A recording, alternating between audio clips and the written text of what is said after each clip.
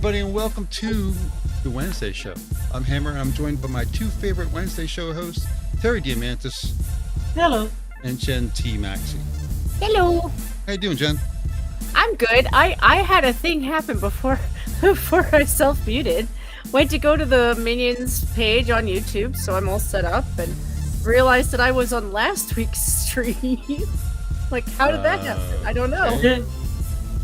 No, I thought I clicked prior to be on the one set up for tonight, and I'm like, oopsie. Okay. I guess just to put Mike R's mind at ease, this is not a permanent reversion back to the old music. This is just, I kind of felt like nostalgia baiting. Yeah. It's been a while since I used it, and I have to keep in mind that we used it for years and years, and it got a little worn, so we'll be back to the regular new one next week, but I just wanted to get a little nostalgia in for people, remember what we used to do. So, how you doing, Terry? I mean, apart from the standard, I'm alright. I've been a bit disappointed with the Yakuza game I'm playing, which I think is just, every game is the same, so by the 10th time around, I'm kind of a bit overly familiar with the formula. I hope you didn't sacrifice your dollar dues to the Ghost of Utai. The what? The Ghost of Utai that's coming out. Oh God, no! Good. I didn't even buy Ghost of Tsushima. I'm not buying Ghost of Yotai. I've been told if you want the better game, just go for the first one, because the second one is basically the first one, but with a chick who's kind of ugly. Yeah, no, it's not my kind of genre anyway, so that's not something I'm interested in.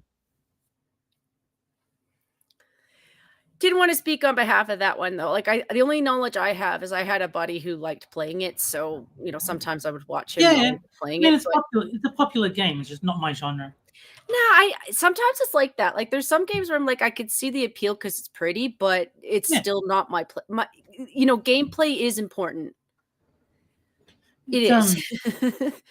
And JB is saying he's got Ghost of Yotai.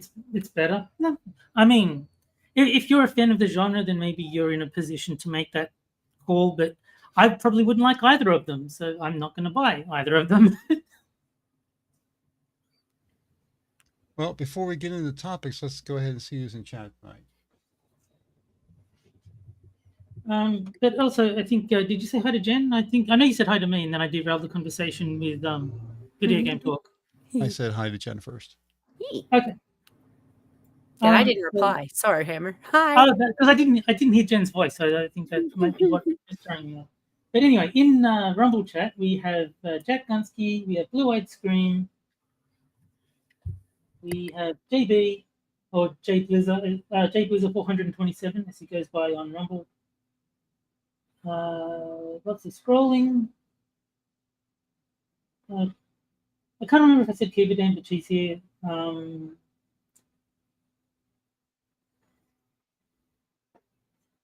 Facial joined us as well. Tia joined us towards the end, and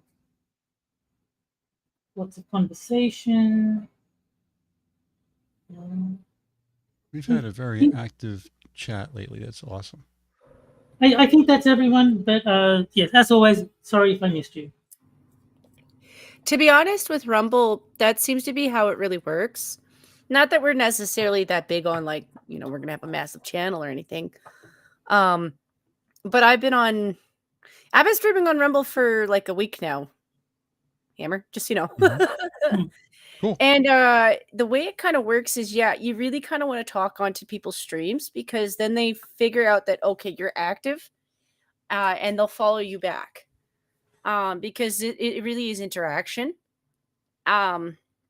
That kind of stuff lets Rumble know more, okay, this is somebody that they need to focus on, and they'll give them a little bit more of a highlight. YouTube used to be better for that until they fucked over their algorithm.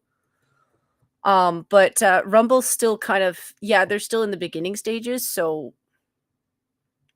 Are you still on Kefki's stream?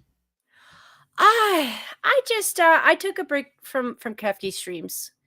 You adorable? She's okay. I love her streams. I love when she's happy doing her stuff. She just we had some words behind the scene because she gets a little bit cranky. The falling out. Yeah. I just she when she's doing her setup or when she's paranoid about people, she takes stuff a little bit too far. So I took a mental break from Kefki. I love her. You know, I hang out with her on TUES streams and stuff. You know, and I have no hard feelings with her and stuff. But I had a lot of mental things going on too. Like I was still dealing with Kandra's death. Which I know it's like been a couple of years, but like Canada has stuff that crops up every once in a while. Well, they'll bring up stats from our COVID shot era that has me like, you know. You don't need to apologize for taking a while to get over a close friend's death. I mean, that's kind of understood that it's not going to happen overnight. It's fine.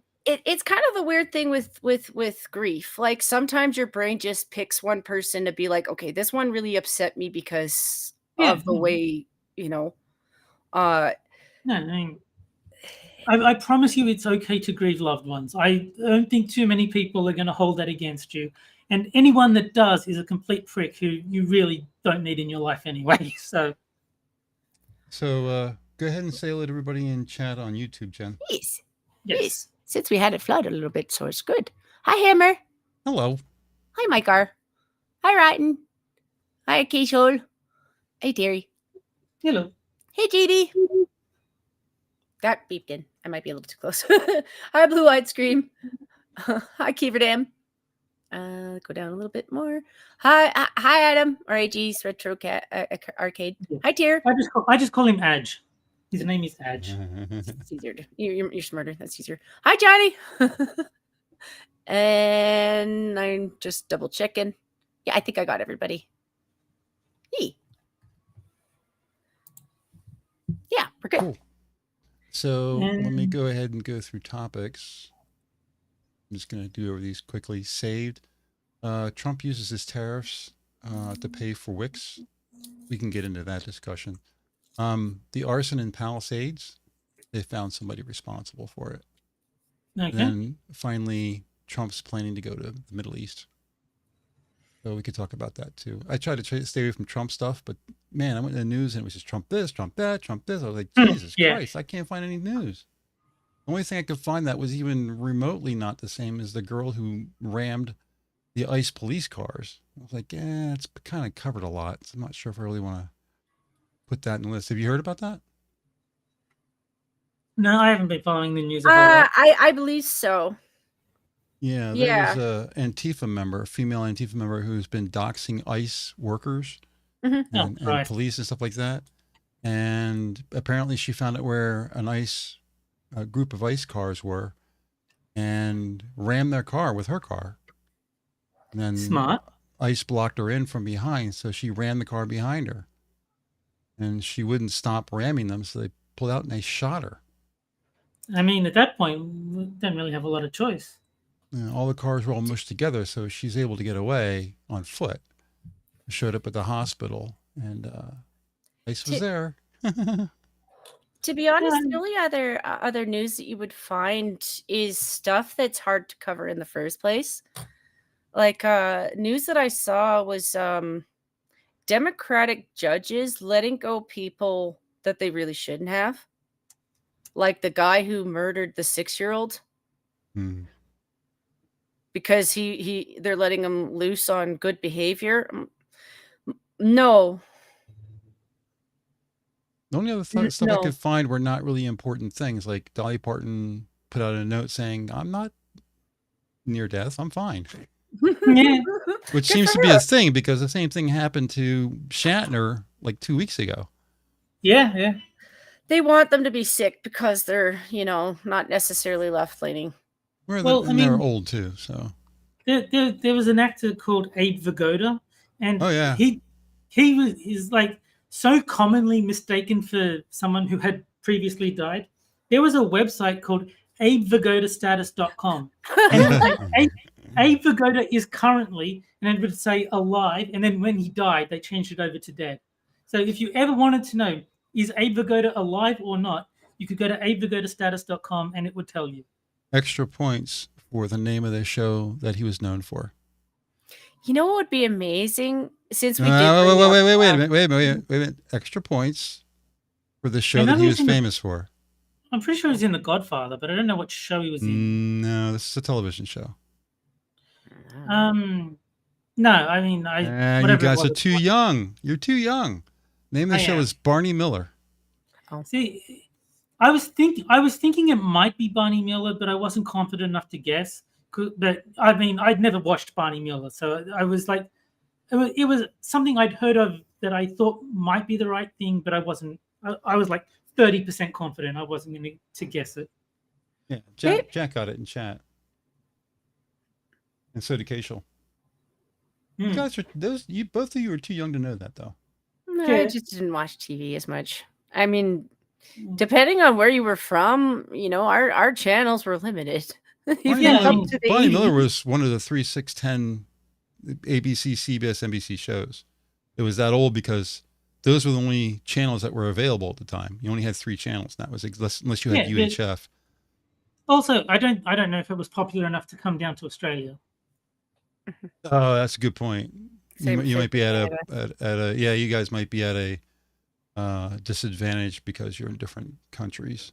But it was a pretty big show here. It was a funny show.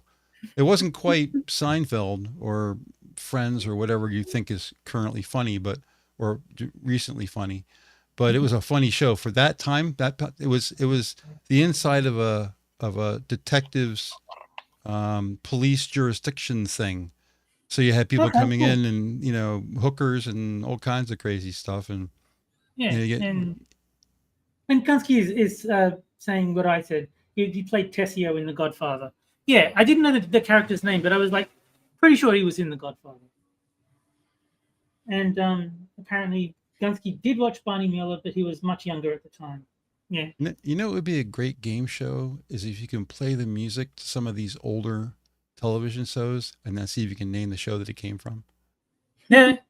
I mean, it would depend how far back. Would depend how far back you go, but I'd probably get some of them. If you're talking about shows from the 80s and 90s, I'd have more of a chance. If you're going back to 60s and 70s, no chance. The only one I can think of, and pardon my humming or singing, whatever you want to call it, dum dum da dum, dum dum da dum da dum dum dum da dum. Dum dum da dum da dum. That's familiar. I can't remember where it's from. Sanford and Son. That's it. That's the only one I really know. To be honest with you, I think the Coping and Seething song being played so much everywhere has destroyed my memory of the 80s for theme songs. But like obviously Monty Python's Flying Circus was in the 70s, and I do know the theme song to that one. I think most American military members would probably recognize the tune because it's the Liberty Bell march. Right. But I mean, like TV shows like the Huxtables, and I wouldn't get that. Yeah, what was the one with Carol O'Connor? Oh, All in the Family. All in the Family, and then the spinoff. I mean, that one I would get because that's a very, very iconic theme song. It's like, you remember how it goes? I remember those were the days, and you knew who you were then. Yeah, days are days and men were men. We can use a man like Herbert Hoover again. Yeah, I remember that. Yeah. You know, also now that we're mentioning it, was the spinoff with George. Well, we're moving on up to the east side. I wouldn't have got that one. Yeah. I guess if you think about that time period and kind of put yourself back in that time period, you might be able to pick up more. I still don't have the Huxtables, though. I have no idea how that goes. That one was actually kind of cool. If I remember, everyone would dance to it in the opening intro. One thing I really miss is that TV shows, their theme song used to explain the premise of the show, and they just don't do that anymore. Like, if you look at Gilligan's Island, the theme song tells you what the show is about. Yeah.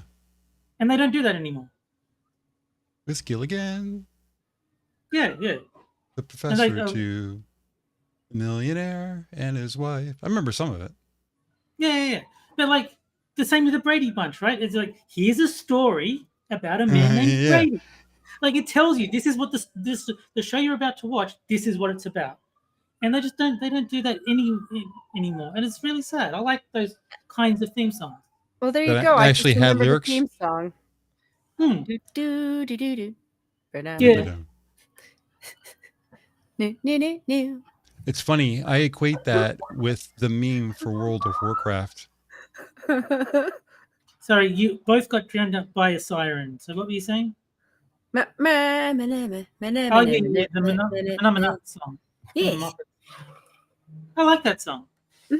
And there's actually, this is one of the few feminists I actually used to watch on YouTube. But Liana Kersner, every time she said the word phenomena, she would go do do do do do. I miss some of those old television shows. They were actually pretty good. You don't really have the morals on TV shows today. Now it's, you know, people are screwing each other and stabbing each other in the back, and it's all high drama just to get people to watch. Back then it was just very easygoing comedy, you know, lighthearted and consumable. And Gunsky's pointing out that Gilligan's theme was irritating because in season 1, the Professor and Marianne were delegated to "and the rest," which is funny. But yeah, I remember that. It is funny, but I agree that it's a little unfair to those two actors. But they were also the last two actors hired. So the reason that they weren't included is because they knew there would be more people, but they didn't know how many. So they hired two after the song was already done. Gunsky mentions "I Dream of Jeannie." That was a very catchy theme song. You don't remember it? Oh yeah, that's right. Yeah. Wasn't the current theme being used lately something that you should approve of, Terry? Weren't the ice cops using "Gotta Catch 'Em All"? Yeah. I saw that. They took the Pokemon theme song. I think that was Asmongold's idea, actually. He was saying that Ice needs to come out with a video set to the "Gotta Catch 'Em All," and then they actually did it. Yeah. They did have Ice. They did have a song. It's a popular song, common song. He says something like "You Can't Stay Here." I can't remember the name of the song, but they were showing people being deported with ICE, and it says, "You can do this and you can do this, but you can't stay here." Like, I can't stay here. That's a good one too. Yeah. How about "Bewitched"? Do you remember "Bewitched"? Yeah,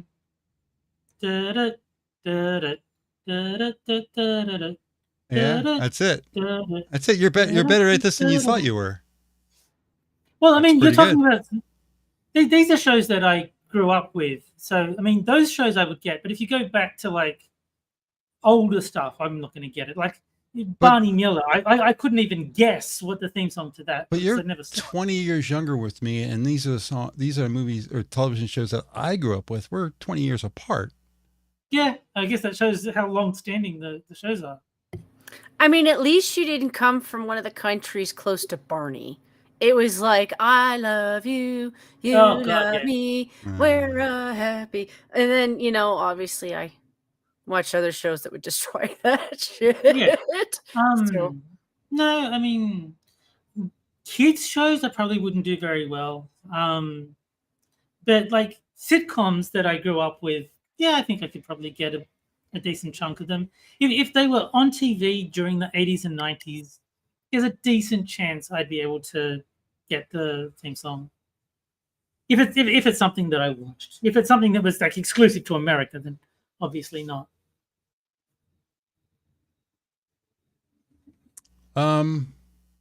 So topics?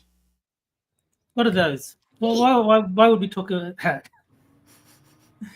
Well, I think it's interesting that Trump's going to go to the Middle East. He's specifically saying that he's going to be at or near Gaza. So I don't know if he's going to Israel or what the deal is there, but he definitely is planning to go to the Middle East. And I don't know how he's going to be safe, because that's a war, an active war area.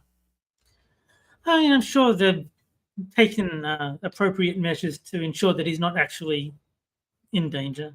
These people blow themselves up, man. It's hard to tell. Yeah. I mean, you can't eliminate the risk, but I'm sure they've done everything they can to reduce it to a reasonable amount. Remember when Bush went to the Middle East, some guy stood up and threw a shoe at him at the podium. Yeah. And he ducked and it missed him. I was like, all right, you might be an old guy, but you ducked the shoe. Made me laugh. Yes. I don't have much thoughts on the whole Middle East situation. I'm not pro or against Israel. I'm against terrorists. I don't like Hamas, but I don't really have a thought on Palestine itself. It's like that's their problem. They can sort that out. They're all the way over there. I'm all the way over here. That's their problem, not mine. All right. Well, here's the big question: is it or is it not a genocide? No. A genocide would imply that they're going house to house, systematically taking out whole families. They're not. I believe Jen Oside is an Irish lady. I've never met her. Can't pin my flower on that one, okay? That joke was 2 years ago. No, I mean, I don't know. I don't know enough about the situation to say whether it's a genocide or not. I would assume not, because if the left says it is, then there's a 90% chance that it's not. But that's just me being biased against the left. I don't actually have sound reasoning beyond I don't like crazy leftists for that. Israel is a very powerful country, mainly because it's backed by us. Well, yes. So if they wanted to genocide, it would take them a half an hour. They just drop a couple bombs and it's all over. Yeah, I mean that's kind of what I was thinking, but I mean I don't know the situation well enough to have like a well-reasoned point. But just assume the left is wrong and you'll be right like 90% of the time. It's one of those things where I don't like giving Israel credit because I don't know shit about Israel. I just know some of the current stuff that was going on before the October 7th thing went on, and they've been working out deals with their neighbors. You know, that means that they're coming up with treaties, they're becoming better allies, you know, they're getting better relations, and then all of a sudden October 7th happens.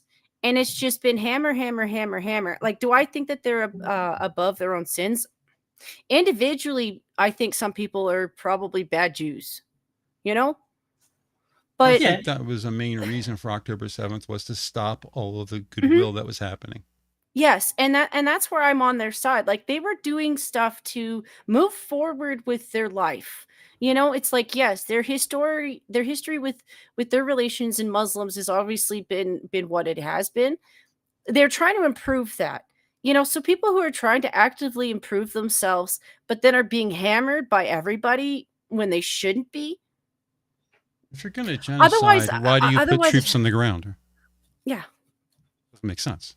Yeah. That's why, like, I don't really want to be involved in their stuff because I know there's a lot involved that I don't know about. You know, like that's the thing with a lot of these leftists. They only see one view and they're seeing Hamas's view. You know, and I admit I probably see a little bit more of Israel's view, but at the same time, I have my own view, you know, and my own view is seeing, okay, well, I don't think they like this continuous struggle with each other because, it, you know, at a certain point, it's bad for your kids, you know, for the future of your kids, which is what everybody's looking at right now. Like, the world is really fucking messed up and people are sick of it being messed up. So we're thinking about our kids, you know? So if in Israel, they're like, okay, well, let's make better relations with our neighbors. Let's try to move forward with our life. You know, and everybody in the West is like, oh, no, the Jews are bad. Okay, well, sometimes they are. Call them out for when they are. Stop shitting on them for stuff that's fucked up. Sorry, the January 7th stuff had me pissed off. Because if you want to talk about a systematic, imagine going to a festival. You know, like, I mean, I know we're all introverts, so we don't do that shit. But, like, you know, you're just a 20-year-old maybe you're stupid and you haven't discovered that introverted is better, but you go to a festival and then you just get shot up because you're Jewish. Like you don't see Jewish doing that. You see the bombings, yes, but like that's in response to Hamas. Yeah, I mean, like I said, I don't know the situation all that well. I'm inclined to believe that Israel is less at fault, but only because from what I've heard, it sounds like they're the defenders more than the attackers. If that's not true, then obviously I will revert from my position. But from this small amount that I've picked up regarding the situation, it seems like Israel is more the defender than the attacker. And if that's true, then I guess they're the ones that I would side with. But again, that's very tenuous. I don't actually have much information to base that on. Well, the reason that Trump is going there is because he's put a plan together between Israel and the Palestinians and Hamas that's supposed to transition away from Hamas leading Gaza. Hamas is no longer going to be in charge of Gaza. They're putting another government in place. Yes. It's also I'm trying to not take all my opinions from Israel. Like the other place I've been getting that from, in all honesty, it's probably not a better place, but I get a lot of my opinions from the Saudis. There's more than a few princes who'll sit there and be like, okay, listen, we've been dealing with these people for thousands of years. You're not going to suddenly step in and tell us how to do it better because you don't know them. And I know that they're not necessarily the beacons of human kindness, but like yet again, yeah, their women are now legally allowed to drive. Small steps for some people, okay? And in chat, Brusted says, you think there weren't civilian casualties in Germany or Japan? If we held back any time, there was a chance of civilians dying. World War II would probably still be going on. And yeah, I mean, this is what there's a VTuber who calls herself Leaflet, and she makes a similar point, basically, where she tells the story about like a D&D campaign where this orc is hiding behind a child, and like while the group is like arguing over it, one guy just says, "Throw fireball." It's like, what? How could you kill that kid? It's like, if we don't kill the kid to destroy the orcs, then we're teaching them that kidnapping human children to use as shields is a winning strategy. So by killing them despite the human shield, we're actually saving more children in the long run. And yes, very tragic for the ones that have to be collateral damage, but as a long-term strategy, you can't allow that to stay your hand because it will result in more death long-term. Well, I think Hamas has been pretty beat up. I don't know how many of them are left. It seems like we've killed most of them. Mm-hmm. Trump went hard on them. or Israel did, whatever. Yeah, it is Israel, but I think didn't Trump's side do some stuff too? Like, didn't they go after some people? I can't remember. Not that I'm aware of, but he supplied all the munitions necessary for Israel to do it. The only people he went after was Iran. Okay, He dropped a couple of bunker bombs to remove their plutonium processing ability. Yeah, I was confusing that. And Frosted says that Leaflet is pretty good for a VTuber. She's probably actually my favorite VTuber. I don't watch many. I basically watch V, if he counts, and Smugglana, Kirsha, and Leaflet. That's it. That's basically my VTuber diet. But Leaflet's probably my favorite amongst those. I never really understood VTubers. You know, it's basically not too different from what we're doing. Yeah. They have an actively moving avatar image. Yeah. This is one of the things I don't really understand. Like, to me, VTuber is just like a presentation style. So it doesn't make sense to me that people can like or dislike VTubers because they don't have anything in common besides an animated avatar, which to me is like the least important part of the YouTube video. Like, I would like Asmongold just as much if there was a cartoon Asmongold talking instead of him, or I would like Smugglana just as much if she showed her real face instead of a cartoon fox. Like, to me, that's like utterly irrelevant to the actual content of the video. So I don't know. I don't get why people would even separate them. Some of it might be pettiness between VTubers themselves. So not everybody makes their own puppet. Like, I don't know where V got his, like if he got an artist to make his. There's a lot of.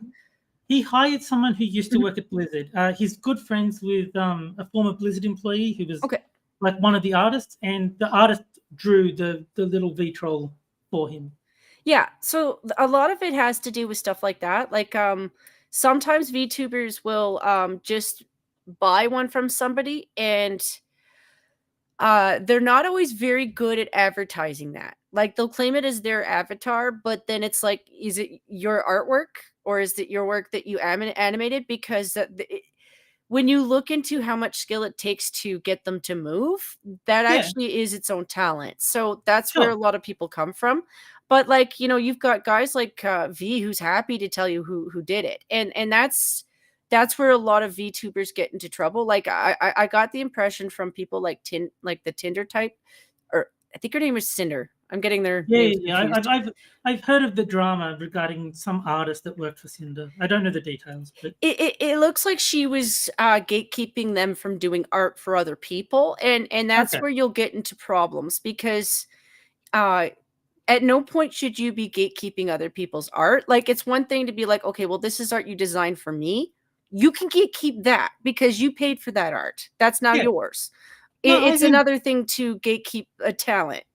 I'm going to be honest. I have no problem with exclusivity contracts. If you want to go to an artist and say, I will give you X amount of money on the sole condition that I am the only person you make art for, as long as the artist agrees, I don't see any problem with that. It's like, okay, that's just a business deal. I think it depends on the business deal. Like, I think a lot of the girls weren't going into it with that thinking. And that's that's where the drama corrupts up, you know. Everyone needs to be honest about what they're doing, obviously. But if you go to the artist and say, I really like your art, and I would like to permanently associate myself with your art style, I will give you, let's make up numbers. I'll give you $10,000 per artwork, and I will guarantee I commission, one piece of artwork every 3 months, on the condition that you do not provide art for any other people. I have no issues with someone entering an arrangement like that. That's, as long as everything's like agreed to, everyone's understands what they're agreeing to. Yeah, that's fine. Yeah. That's business. I mean, that's how it is with anything corporate, and in the art world, you do have to be. That's why I think you have to be careful when you're into art online. Like, you have to really understand when you're getting into a contract with somebody, because that's fucking around without knowing what you're fucking around with. Yeah. But yeah. Like, if this Cinder was saying to the artist, you can only make art for me, and then the artist said, okay, then that's fine. That's just a business deal. My understanding, some of it has to also do with gatekeeping and gaslighting other members. And yet again, that's girl drama. Like, that is totally, you don't see that from the boys' side of the VTubers. You see that more from the girl side of the VTubers. And I'm just saying that's a girl fight. Yeah. If ever I've seen one, because girls will gatekeep each other because they're snobs or because they're jealous. A lot of it's jealous. Oh yeah, of course.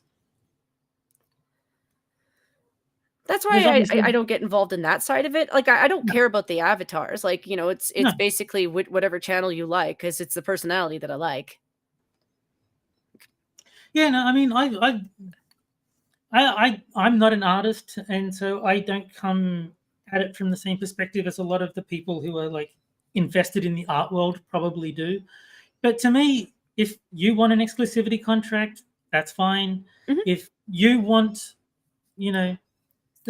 this particular art style is only you are allowed to to receive art from this artist, yeah, that's fine. If you don't want others to copy or like share that artist, 100% okay. It all comes down to agreeing to a contract. Yeah. Yeah, exactly. Yeah. I think a lot of it is a lot of these girls are kind of young, and a lot of them aren't business savvy. And yet again, that's why I wouldn't enter into anything like that unless I have people in my life that I would discuss this stuff with, especially if it's talking about money and business and making an agreement that I'm now obligated to.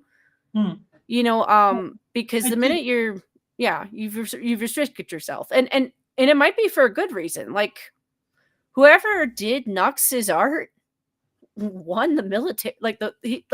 I'm just saying, not everybody likes Nux. I'm not saying you should. I think he's funny, but at the same time, though, his avatar is legendary because it's weird. Yeah. I mean, I forgot about Nux. I don't watch him like regularly, but I have seen a few Nux Taku or Nuxanor. I think he goes by on YouTube. I've seen a few of his videos. He seems pretty cool. But yeah, I mean, he definitely has a very memorable avatar. I'll not deny that.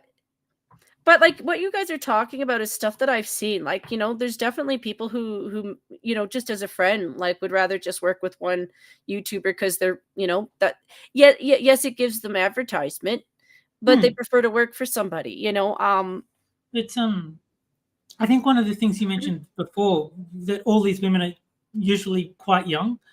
I think that's a big part of it. I think not that they're women, but like anyone who is very successful at a young age doesn't usually know how to handle that success, because you need a certain level of maturity, and if you're too successful too early, then you don't develop that. And you just have to look at child actors to see how badly, like, most of them end up drug addicts because they can't handle life after the spotlight dims.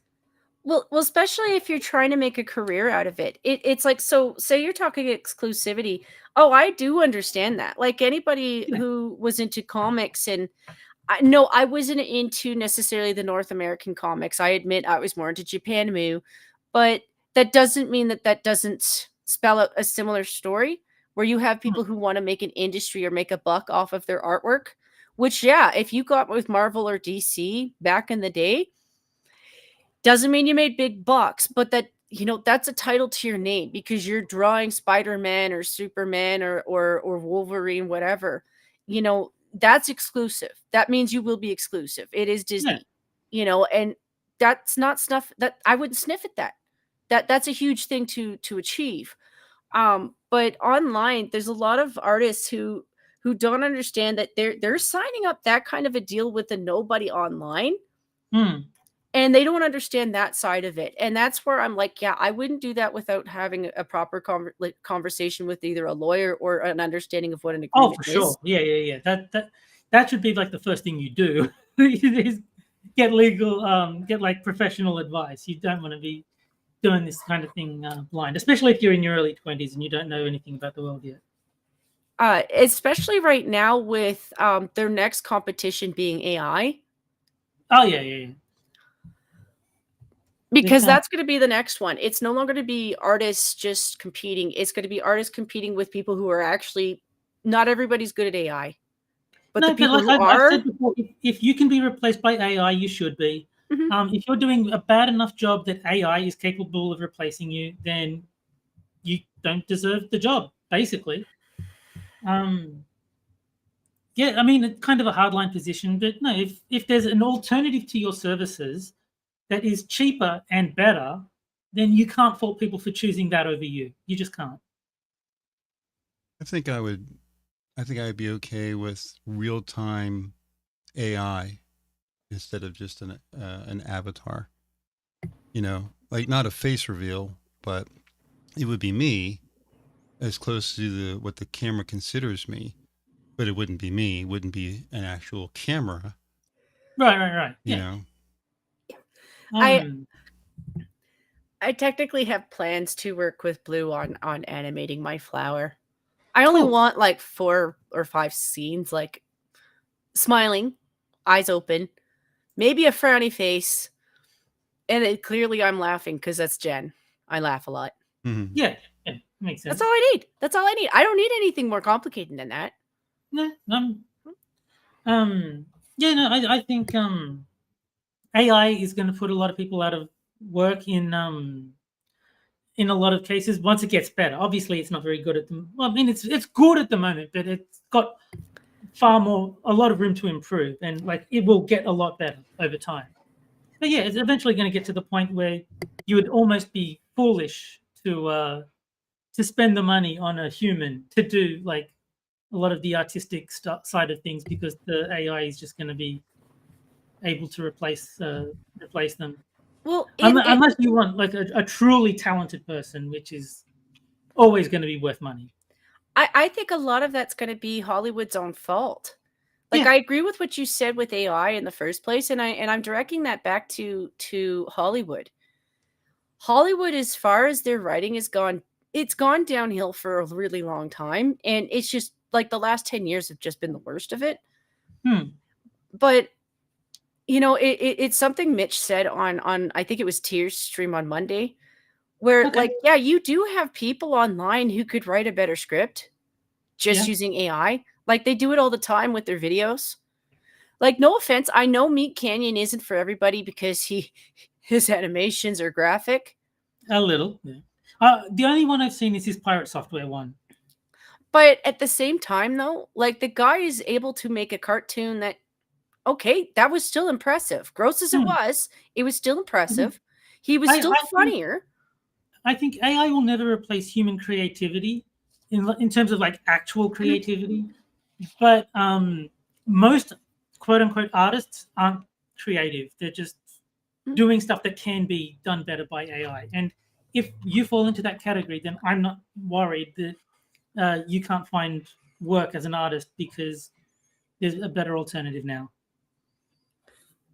You know, I like giving people another platform to start something new because I think a lot of what's going on in like say Hollywood and Hollywood types and maybe the gaming industry has the same problem is I'm sorry you didn't have babies that were born looking like you or actually being able to act like you or being able to write like somebody would be talented, but forcing them into jobs where like I'm sorry, the general population has more people with more talent. That's how you got there in the first place. I think it's a lot of nepotism and then people buying themselves in through buying like, you know, adoption. Never underestimate the power of nepotism.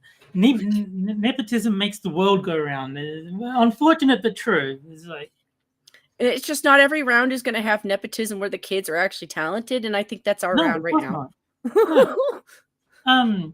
But like almost every industry, knowing someone in the industry is far more valuable than actually being good at the job. If you've got a contact in the industry that is able to put in a good word for you with employers, that will get you far more jobs than actual talent ever will. And I think that's just the truth. Like, I mean, say that's been going on, and we just got lucky in the last couple of rounds. We're just, you know, people were actually talented when they got hired. We just don't have that right now. Well, I mean, what usually happens is the untalented ones, they might get the job through nepotism, but they won't succeed at the job because they're untalented idiots. So that's why you get, you know, the people who get hired because of their connections, they don't hit the same heights as the people who are like genuinely good. I started my career through nepotism. My dad worked with a guy at US Steel. His name was Dan. And my dad worked with him for like 20 years. And then I became a point where I could actually get a job. I was actually 17. My dad turned to Dan and he says, "Do you know anybody who can get him a job?" And Dan said, "Well, my son can."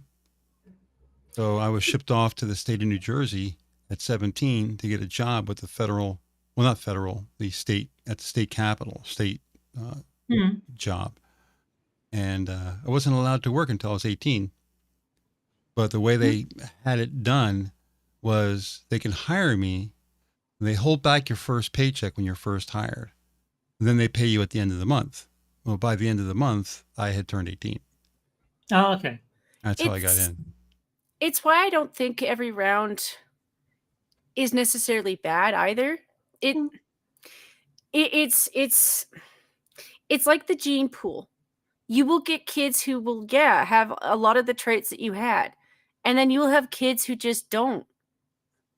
You know? Like, literally every single job I've ever had has been through nepotism. When I worked at the club, that was because my dad also worked there, and he recommended me to the manager. When I worked for the bank, that was because my uncle worked there. And then when I worked at the other financial advisor place, that was because my cousin was the financial advisor. And I lost my job at the bank, got made redundant. So I went to my cousin for his financial advisor services, and he said, well, actually, one of our guys just resigned, so there's an opening if you want. And I was like, sure. So yeah, every job I've had was I knew someone who got me the job, but just kind of I only had nepotism once, in that very first beginning working in the computer center for the state of New Jersey. That was the only time I ever had nepotism. After that, it was headhunters. Like, I'm not saying it like it's overall a bad thing. I just think sometimes I think it's circumstantial. Yeah. Like, it's always going to be in context to the circumstance. Like, if you know, okay, this guy was, okay, I'll use medieval. Like, he was a smith. He was a blacksmith, and he was a really good blacksmith. And okay, he had 5 kids. 4 out of the 5 kids ended up being really good blacksmiths, but the 5th one was like, man, I suck at this. I'm kind of a weak little whistling, and I'm just not good at that. Like, if he goes and does something else, like, I don't think it's bad that the one kid didn't make it, but the other 4 are still going to practice nepotism because, of course, yeah, it's built into human nature. You're always going to have a preference for people that you know. So if you've got someone that you trust that's already working there, and they say, well, actually, my son would be a good fit for the job, you're more likely to give them give the son a job because, well, I mean, you trust this guy. He's been working here for ages. So if he says the son is a good fit, let's give the son a try. And it's just gonna get a lot of jobs through connections rather than raw talent. And that's why I keep it open for context because it can go right, and then sometimes it can go wrong. Like there's the 5th kid who was like, yeah, I'm sorry, I just don't fit it. Yeah, like if my uncle recommended me that the bank hire me, and then I had been complete dog shit at the job, they would have just fired me. Like, nepotism will get you the opportunity. They won't keep you around if you're terrible at the job. And I think a lot of places are I don't know right now. Like, I know a lot of places aren't sure what they're doing in terms of economics, at least in our neck of the woods. I don't know about you guys, but if a lot of places are hiring, don't trust that, because a lot of places are downsizing at the same time as they're hiring people. Because a lot of companies are just retarded like that. Like, look into it. If they're downsizing, don't apply because they're still downsizing. Well, of course. Yeah. I don't mean that to be mean to you, Kefki. Like, I feel like bad that it happened to you twice because that's just bullshit. But yeah, that's been my experience lately. Is like, oh, you've been letting go of a lot of people. I'm not going to bother with you for at least a year. Yeah. You obviously look into the place before you apply. I mean, unless it's somewhere like McDonald's. McDonald's is probably not going to go out of business anytime soon. They're probably a safe bet if you want to flip burgers. Then there will be a McDonald's in your area that will take you on, most likely. But if you want like a more serious job, then look into them before you apply. Once you get a job at something like McDonald's, it's pretty hard to lose it. I mean, if you can be there on time, pick up overtime as it's available, do your job the entire time you're there, take short breaks, just follow the rules, you're pretty much going to stay there for as long as you want. Yeah. I don't think you're defective, Kefki. I think a lot of places are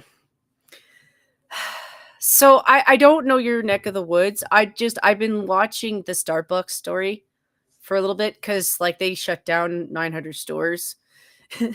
And I do feel for a lot of their staff because nobody likes to just lose a job, but a lot of No. them don't understand. They're not bringing in people. Like Starbucks from like I used to work at a downtown Starbucks like maybe 15 years ago. And yeah, it was a corporate place. When you're working in a corporate place, you need to be professional. You are dealing with people who, in all honesty, are dealing with a lot more than you think. Like, yes, they make money, but I don't know. I would hear stories of them like talking about like stupid lawyers or stupid arguments. And you know, it's a person coming in to buy a coffee. You know, they're not here for your drama Starbucks story. They're there to buy a fucking $9 coffee. Yeah. You know, so you're not bringing in people being a piece of shit to your customers, which a lot of people were seeing cups that were like, fuck Charlie Kirk, blah, blah, blah, like drama, politics this, politics that. It's a it's a coffee shop. Like it used to just be a casual, you could go in, hanging out with people, maybe read a little bit, or go back to your job if you're just in corporate, you know, get your coffee and something to eat and go home, you know, go back to work. Nobody has time for that crap. So like 900 stores, I'm like, you're not bringing in people. They're not making money. That's how you lose a job at a Starbucks or a McDonald's, is having 900 stores shut down. Well, yeah. And the reason you're not going to get that with the McDonald's is because like McDonald's might be like the worst quality food, but people still order that because they're just ordering a burger.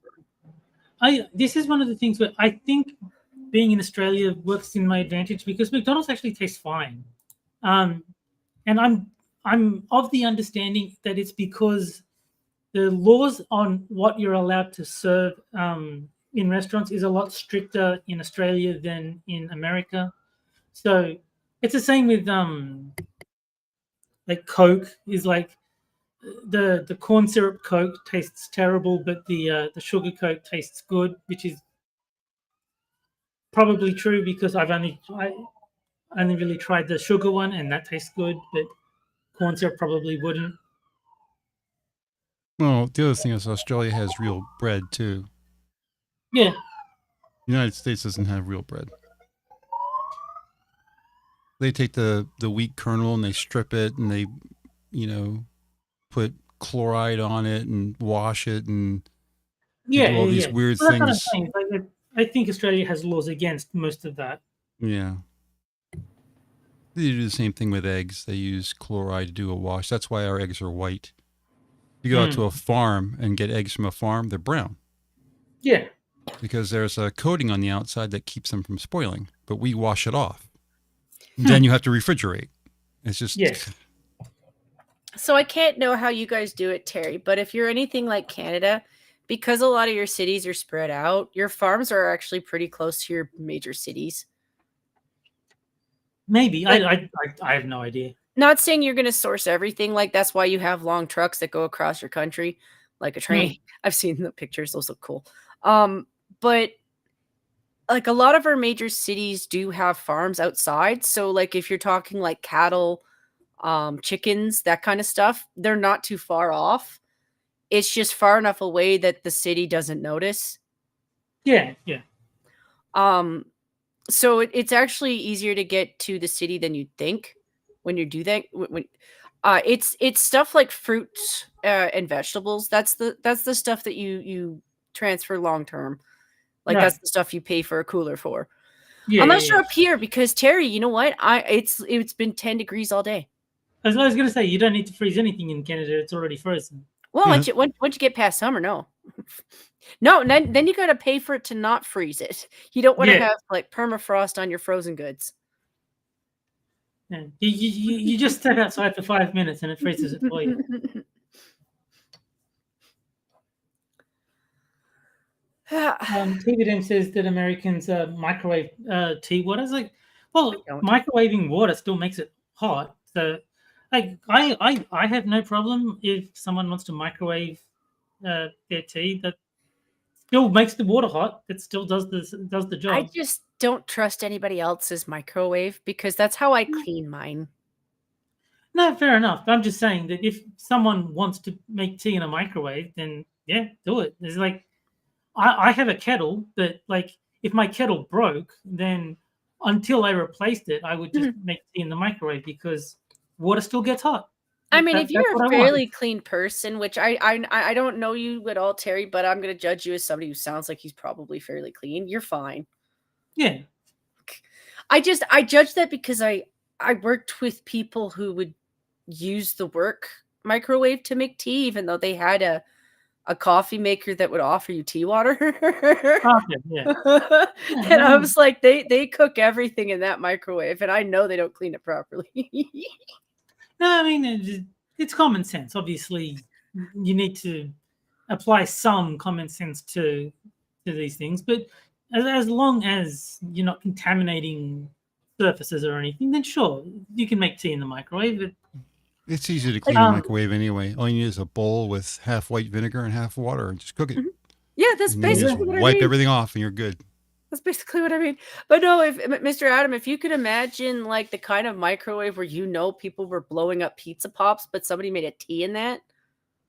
Ew. Yeah. Earl Grey with the side of pizza pop. Obviously, don't do that. But as long as everything's clean, then the difference between microwave and a kettle is kettle will actually boil the water.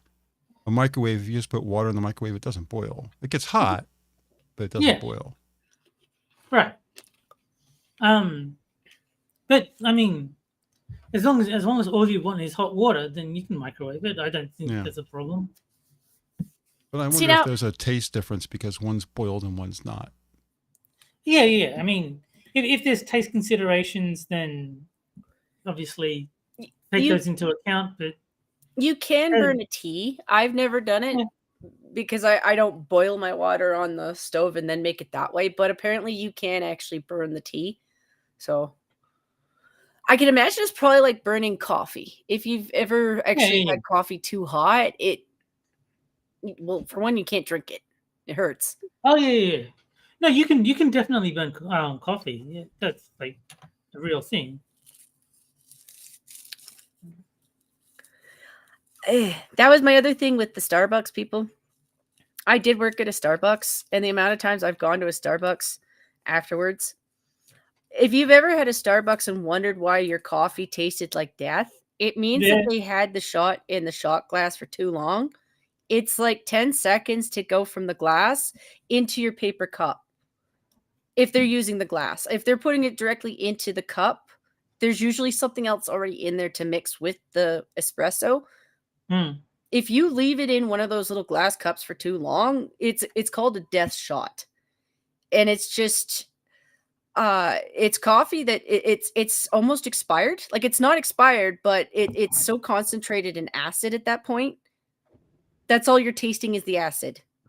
I mean, I don't like to taste the coffee to begin with, but I am aware that you can burn coffee. That is a real. I don't like hot drinks.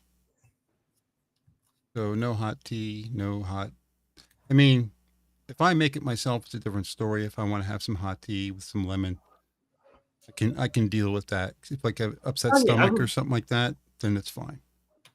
I would only drink tea that either I made myself or someone I knew made for me. Like if I go to visit my family and my mum wants to make me a cup of tea, and then I'll drink that. But I wouldn't like order a cup of tea from like a restaurant or something. That wouldn't happen. Johnny likes coffee with his creamer. I like using a little milk in my coffee too. I've had coffee that was old too. Like Starbucks sometimes wasn't as good as your coffee stations at like the gas station, because gas stations will go through coffee faster. They change their pots more because of it, so they don't sit there. Whereas at Starbucks, unless it's actually a fast location, they don't always time their pots properly. So sometimes a pot will be sitting there for 2 to 3 hours. It's not so much that it's burnt. Is coffee, like I said, is a naturally acidic drink. It's kind of what makes you pee fast. after drinking it. So if it just sits there, it is an acid shot. So like somebody like Hammer who wouldn't drink it anyway because of what you said, that would burn a hole in your stomach. Yeah. No. No, I would only drink tea that I made myself, or that someone like my mum made for me. Like knowing that you have medical issues with food, I wouldn't even present you with a coffee, Hammer, because it is acidic. You know, I could see you being like very heartburn and stomach acid. Well, now on the other hand, if I did get you a drink that you might find amusing, and I don't know if I could because I think chocolate might be a no-no too. Somebody made a slushie out of a hot chocolate. It's actually tasty.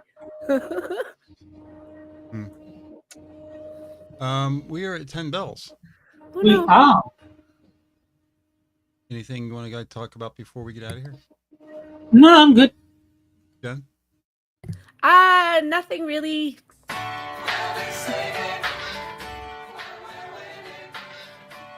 This is actually the instrumental version, but the beginning is got the background vocals. So we're safe. Don't worry. Everything's okay. Thanks, fam, as always, for chatting with us tonight. If you can't wait for the next Wednesday show, remember, Minions are live every evening except Thursday, with most shows starting at 11:30 p.m. Eastern, 6 days a week. Host and start times are linked in the description down below. Don't forget about the Rumble pre-show. That stream will start generally a half an hour before you do. We will be back next Wednesday at 9 p.m. as usual. I hope you guys enjoyed the show, and we'll see you again next week. Have a great night. Bye, guys. Have a good one, guys.